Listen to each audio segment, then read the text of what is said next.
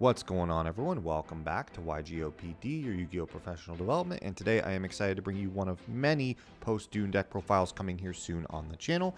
I have Purrely for you. I did get my hands on one of the new Purrely Noirs to showcase in this profile. I think eventually 2 will become the correct number, but you can probably get away with 1, especially if you're someone who does not have any of the deck yet and decides to pick it up now that we are getting to post-Dune.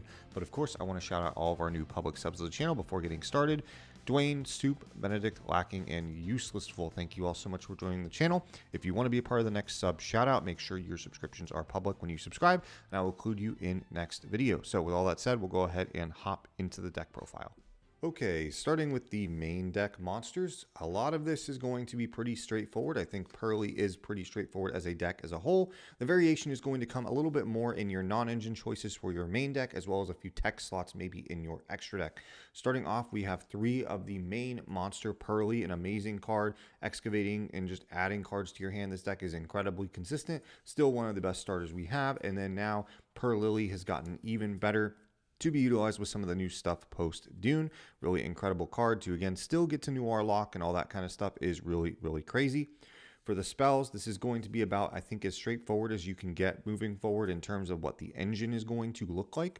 3, My Friend, not much needs to be said, the best card in the game, and an insane grind for the deck.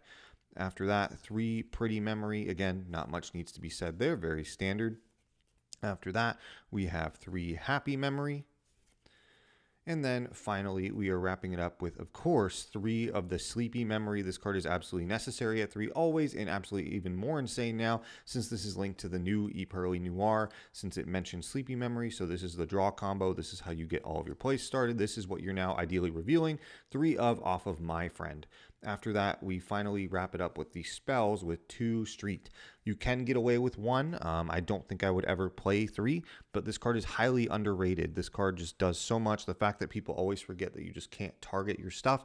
The turn they're summoned for Purrely's while this card's on the field is incredible, plus the attach effect is nothing to sneeze at either. I think 2 is probably the good number. You're going to see it as much as you need to, and then rounding it out, I forgot about the 1 Delicious. Rip this guy at 1, but it's still nice to still have it in the deck. You still do need it. For the traps, I'm testing it for now, but 1 Yeep, 1 Purrely. You've seen people play 2 Yeep. You've seen people argue just 1 trap because it's a brick. But I like the diversity that Purrely adds to the deck. I almost said Yeep again. So this card's really cool. It kind of just lets you change names, change attributes, and flip-flop around a little bit. But it's still really good. I like it quite a lot. But that's really it for the main deck. For the Purrely engine, it's about, I think, 23 cards now. That's about what you're going to see. And then you got 17 non-engine slots to play with. Starting off for the hand traps, we are on 3 Droll and Lockbird. Unfortunately, I think we are transitioning back to a Droll format between this deck. Kashtira is still around. Manadium has a Calamity Lock type deal that's kind of coming out as well. So you just really need, if you're playing any hand trap that's a monster hand trap, it needs to do a lot more than I think just Ash nowadays. And so that's why I've chosen Droll moving forward. After that, 3 Imperm. Again, you want spells and traps in this deck. Imperm is just all around still one of the best hand traps ever printed and the most diverse in terms of being able to use it by going first or second. After that, triple book. We need some type of card in here in addition to just Imperm to respect a deck like Kashtira. Kashtira still, the Macrocosmos effect just kills this deck really hard, so you need something like that. I am on 3 Dark Ruler. I know Pac talked about this a good bit. I think you need some card to check an established board, something to deal with going second stuff that's not like hand traps or single 1-for-1 trades. It could be this, or it could be a card like Kurikara, either or, but I think just, having this more spells, obviously for the Princess Sprite thing is a little bit more important. And then my non-engine gets a little bit different here. I am on 2 Thrust. I was looking for ways, especially going first. My gut feeling is we're moving more into a Droll format of how we deal with that. Being able to have Thrust to have 1 of 2 traps to set now, in addition to cards that are just like Imperm, is really powerful. And I think I like that aspect to it. Some of the Thrust targets that we're doing is going to be 1 Talents and 1 Prosperity. I know you've seen lists play 2 or 3. I know it just depends, but I decided to do a blend more so of the 2 thrust and 1 prosperity. Of course, you could always up this to 2 if you want.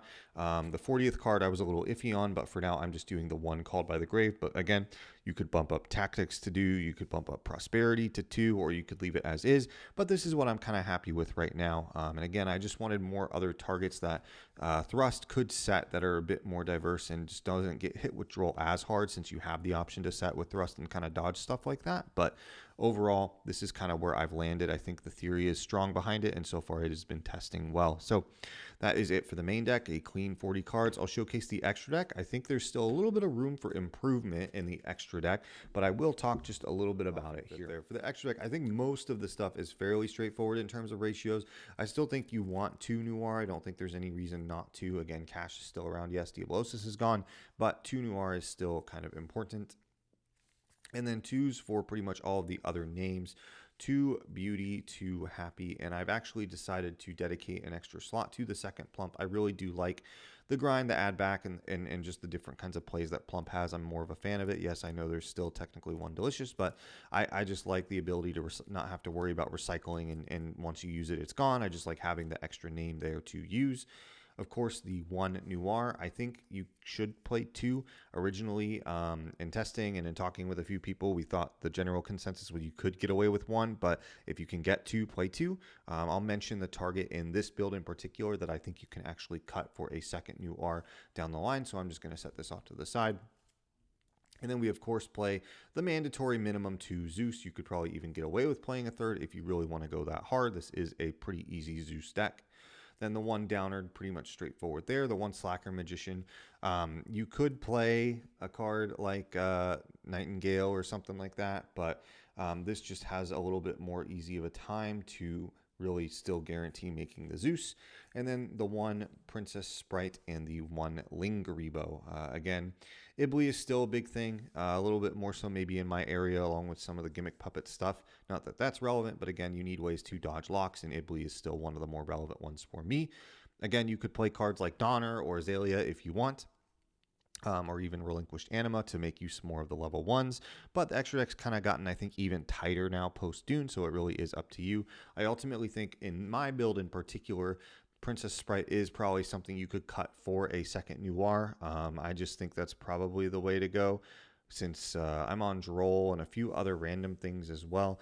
I think with Droll in the format too, I just think it might be a little easier to just cut the Princess Sprite and maybe focus more on double Noir and just more engine as it is. So that's it for the main deck. That's it for the extra deck. This is Purrely post Dune. Let me know what you think. This is still a very early proof and concept for me. I'm really enjoying testing it.